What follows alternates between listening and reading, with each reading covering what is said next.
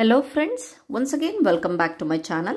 ಈ ದಿನ ನಾವು ಆರಂಭಿಕ ಸಾಕ್ಷರತೆ ಮತ್ತು ಸಂಖ್ಯಾಜ್ಞಾನ FLN ಫೌಂಡೇಶನಲ್ ಲಿಟರಸಿ ಆ್ಯಂಡ್ ನ್ಯೂಮರಸಿಗೆ ರಿಲೇಟೆಡ್ ಆಗಿರುವಂತಹ ಅನುಬಂಧ 4 ಫಾರ್ಮ್ಯಾಟ್ಸ್ಗಳನ್ನು ಯಾವ ರೀತಿಯಾಗಿ ತುಂಬಬೇಕು ಅನ್ನೋದು ಬಹಳಷ್ಟು ಜನರ ಪ್ರಶ್ನೆಯಾಗಿದೆ. ಸದ್ಯದ ಒಂದು ಪರಿಸ್ಥಿತಿಯಲ್ಲಿ ಇದೊಂದು ಯಕ್ಷ ಪ್ರಶ್ನೆ ಆಗಿದೆ ಅಂತಲೂ ಹೇಳ್ಬೋದು. ಸೊ ಹಾಗಾಗ್ಬಿಟ್ಟು ನಾನಿಲ್ಲಿ ಒಂದ್ಸಲಿ ಹೇಳಕ್ಕೆ ಇಷ್ಟಪಡ್ತೀನಿ. ಮೊದಲನೇದಾಗಿ ಇಲ್ಲಿ ಶಾಲೆಯ ಹೆಸರನ್ನು ತುಂಬಬೇಕು. ಇದು ಒಂದು ಫಾರ್ಮ್ಯಾಟ್ ಆಗಿದೆ. ಸೊ ಶಾಲೆಯ ಹೆಸರು, ನಿಮ್ಮ ಶಾಲೆಯ ಹೆಸರು, ಇಲ್ಲಿ ತರಗತಿ, ಯಾವ ತರಗತಿಗೆ ರಿಲೇಟೆಡ್ ಆಗಿರುತ್ತೆ ಫಾರ್ಮ್ ಅಂತ ಹೇಳಿ. ನೆಕ್ಸ್ಟು ಇಲ್ಲಿ ದಾಖಲಾದ ಒಟ್ಟು ವಿದ್ಯಾರ್ಥಿಗಳ ಸಂಖ್ಯೆ, ಅಂದರೆ ಆ ತರಗತಿಯಲ್ಲಿ ಎಷ್ಟು ವಿದ್ಯಾರ್ಥಿಗಳಿದ್ದಾರೆ, ಅದರಲ್ಲಿ FLN ಸಾಧಿಸಿದ ಒಟ್ಟು ವಿದ್ಯಾರ್ಥಿಗಳ ಸಂಖ್ಯೆ. ಅಂದರೆ ಉದಾಹರಣೆಗೆ ಅಲ್ಲಿ ದಾಖಲಾತಿ 5ನೇ ಕ್ಲಾಸಲ್ಲಿ 20 ಅಂತ ಅಂದರೆ FLN ಸಾಧಿಸಿದ ಒಟ್ಟು ವಿದ್ಯಾರ್ಥಿಗಳು 12 ಆಗಿದ್ದರೆ FLN ಸಾಧಿಸಿದ ಒಟ್ಟು ವಿದ್ಯಾರ್ಥಿಗಳು 8 ಆಗುತ್ತೆ. ಸೊ ಅದನ್ನು ನಾವಿಲ್ಲಿ ಮೆನ್ಷನ್ ಮಾಡಬೇಕು. ದಿನಾಂಕ ಅಂದರೆ ಯಾವ ದಿನದಂದು ನಾವು ಈ ಫಾರ್ಮನ್ನು ತುಂಬ್ತಾ ಇದ್ದೀವಿ ಅನ್ನೋದನ್ನು ನಾವಿಲ್ಲಿ ಬರಿಬೇಕಾಗತ್ತೆ. ಸೊ ಅದಾದಮೇಲೆ ನೆಕ್ಸ್ಟು ವಿದ್ಯಾರ್ಥಿಯ ಹೆಸರು. ಅದಕ್ಕಿಂತ ಮುಂಚೆ ನಾನು ಒಂದು ಕ್ವಶನ್ ಕೇಳ್ತೀನಿ. ಸೊ ಈ ಒಂದು ಫಾರ್ಮೆಟು ಎಲ್ಲ ಮಕ್ಕಳಿಗೆ ಅಂದರೆ 20 ಮಕ್ಕಳಿಗೂ ಸಹ ಅವರ ಹೆಸರನ್ನು ಮೆನ್ಷನ್ ಮಾಡಬೇಕಾ ಅಥವಾ ಬರೀ FLN ಮಕ್ಕಳಿಗಷ್ಟೇ ಮಾಡಬೇಕಾ? ಹೌದು, ಇದು ಒಂದು ವ್ಯಾಲಿಡ್ ಪ್ರಶ್ನೆ. ಇದು ನಾನು ಹೇಳ್ತೀನಿ ಏನಪ್ಪ ಅಂತಂದರೆ, ಇಲ್ಲಿ ಎಲ್ಲ ಮಕ್ಕಳು ಆ ತರಗತಿಯಲ್ಲಿ ಕಲಿತಿರುವಂತಹ ಎಲ್ಲ ಮಕ್ಕಳ ಹೆಸರುಗಳು ಇಲ್ಲಿ ಮೆನ್ಷನ್ ಆಗಿರಬೇಕು.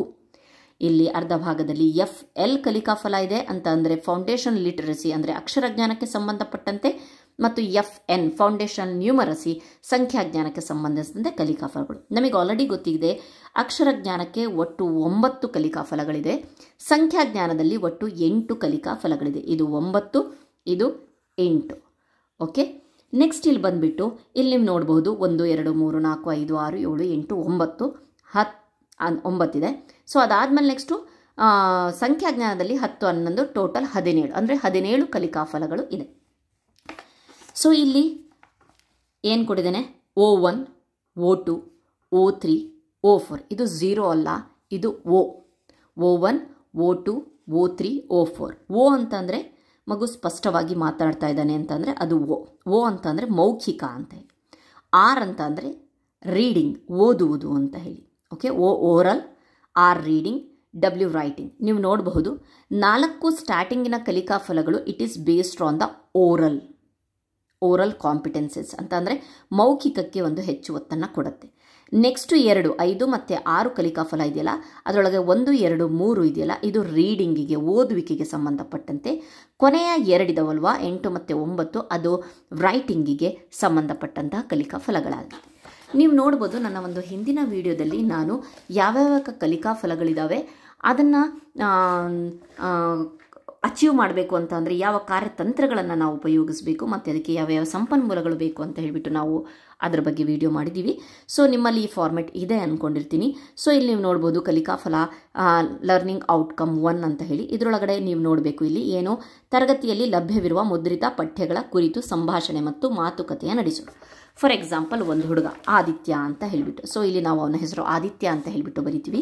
ಅವನು O1ನಲ್ಲಿ, ಈಗ ನಾನು ಹೇಳಿದ್ನಲ್ಲ ಆ ಕಲಿಕಾಫಲದಲ್ಲಿ ಅವನು ಯಾವ ಲೆವೆಲಲ್ಲಿದ್ದಾನೆ ಅಂತ ಅಂದರೆ ಇಲ್ಲಿ ಲೆವೆಲ್ಸ್ಗಳು ಸಹ ಮೆನ್ಷನ್ ಮಾಡಿದರೆ ಇದು ಬಹಳಷ್ಟು ಯೂಸ್ಫುಲ್ ಆಗುತ್ತೆ. ನಾವು ಇದನ್ನು ಕ್ಲಾಸ್ ರೂಮಲ್ಲಿ ನಾವು ಇಲ್ಲಿ ಗೋಡೆ ಮೇಲೆ ಅಂಟಿಸಿ ಬಿಡಬೇಕಾಗತ್ತೆ. ಸೊ ಕನಿಷ್ಠ ಅವನ ಸಂಭಾಷಣೆ ಮತ್ತು ಮಾತುಕತೆಯ ಸಮಯದಲ್ಲಿ ಮೌನವಾಗಿರ್ತಾನೆ. ಒಂದು ಸಂಭಾಷಣೆ, ಒಂದು ಟಾಪಿಕನ್ನು ಕೊಟ್ಟಿದ್ದಾರೆ, ಯಾವುದಾದ್ರೂ ಒಂದು ಸನ್ನಿವೇಶವನ್ನು ಕೊಟ್ಟಿದ್ದಾರೆ, ಅದ್ರ ಬಗ್ಗೆ ಮಾತಾಡ್ತಾ ಇದ್ದಾರೆ, ಆವಾಗ ಅವನು ಆ ಸಂಭಾಷಣೆಯಲ್ಲಿ ಅವನು ಏನೂ ಸಹ ಅವನು ಮಾತಾಡದೆ ಮೌನವಾಗಿರ್ತಾನೆ ಅಂತ ಅಂದರೆ ಅಂತಹ ಹುಡುಗ ಆಗಿದ್ದರೆ ನಾವು ಇಲ್ಲಿ BB ಅಂತ ಹೇಳಿಬಿಟ್ಟು ಬರಿತೀವಿ. BB ಅಂತ ಅಂದರೆ ಕನಿಷ್ಠ ಲೆವೆಲಲ್ಲಿದ್ದಾನೆ ಅವನು. ಓಕೆ, ಇಲ್ಲಿ BB ಅಂತ ಹೇಳಿಬಿಟ್ಟು ಬರಿತೀವಿ. ಓಕೆ, ನೆಕ್ಸ್ಟ್ ಅದಾದಮೇಲೆ ಒಂದು ವೇಳೆ ಅವನು ಸಂಭಾಷಣೆ ಮಾತುಕತೆ ನಡೆಸುವಾಗ ಸ್ವಲ್ಪ ತಡವರಿಸ್ತಾ ಇದ್ದಾನೆ ಅಂತಂದರೆ ಪರವಾಗಿಲ್ಲ, ಅವನು ಹಿಂಜರಿಕೆಯನ್ನು ಬಿಟ್ಟು ಸ್ವಲ್ಪ ತಡವರಿಸ್ತಾ ಇದ್ದಾನೆ, ಆ ವಿಷಯದ ಬಗ್ಗೆ ಆನೋ ಓನೋ ಅಂತ ಸ್ವಲ್ಪ ಆದರೂ ತಡವರಿಸ್ತಿದ್ದಾನೆ ಅಂತ ಅಂದರೆ ಅವನು ಬೇಸಿಕ್ ಲೆವೆಲಲ್ಲಿ, ಪ್ರಾಥಮಿಕ ಲೆವೆಲಲ್ಲಿದ್ದಾನೆ ಅಂತ ಹೇಳಿಬಿಟ್ಟು B ಅಂತ ಹೇಳಿಬಿಟ್ಟು ಬರಿತೀವಿ. ಆವಾಗ ನಾವು BB ಬರೆಯೋದಿಲ್ಲ, ನಾವು ಅವಾಗ ಏನು ಬರಿತೀವಿ, B ಅಂತ ಹೇಳಿಬಿಟ್ಟು ಬರಿತೀವಿ. ಓಕೆ, ಈ ಜಾಗದಲ್ಲಿ B ಅಂತ ಬರಿತೀವಿ. ಯಾರೋ ಆದಿತ್ಯ.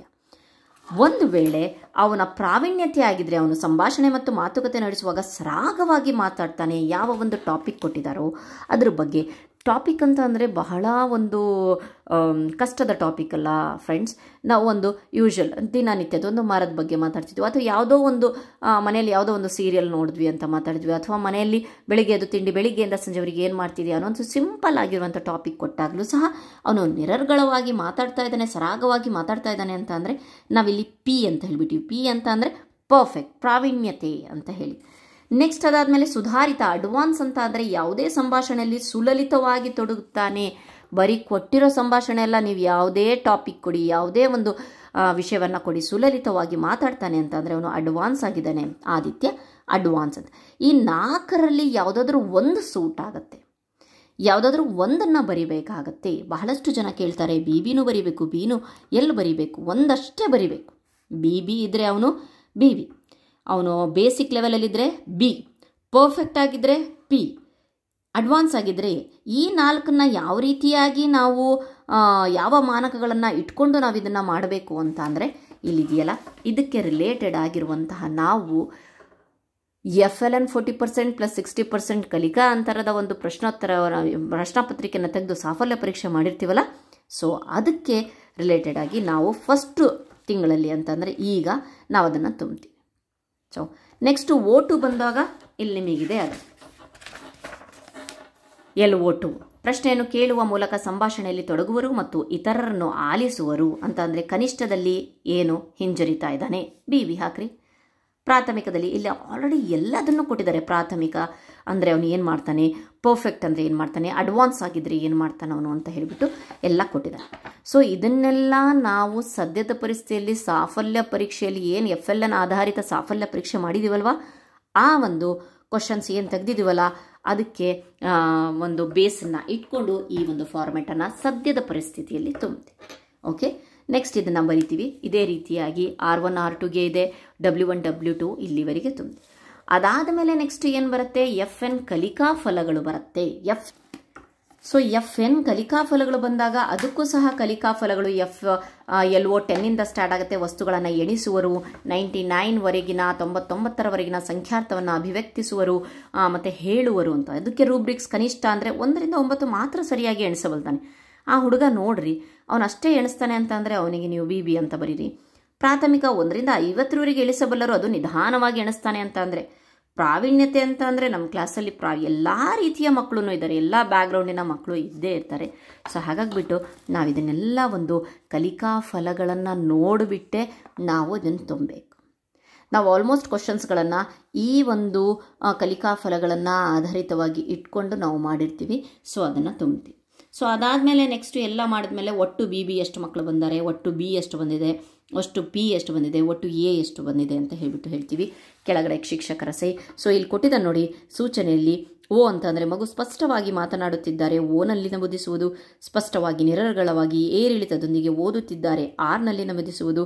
ಸ್ಪಷ್ಟವಾಗಿ ಕಲಿಕಾ ಫಲಗಳಿಗೆ ಅನುಗುಣವಾಗಿ ಬರೆಯುತ್ತಿದ್ದರೆ Wನಲ್ಲಿ ನಮೂದಿಸುವುದು. ಅಂದರೆ ಇದೆ O R W. Okay, next ಇಲ್ಲಿ ಶಿಕ್ಷಕರ ಸಹಿ ಇದೆ.